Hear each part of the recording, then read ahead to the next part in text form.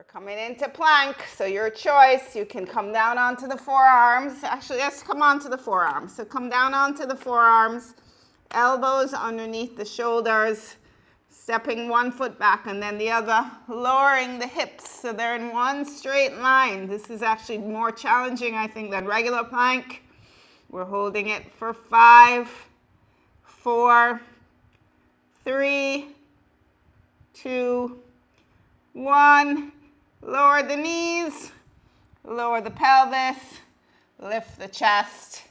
We're in Sphinx pose. So pelvis is down, torso is lifted, head is looking down. Just staying here for a few breaths. Breathe.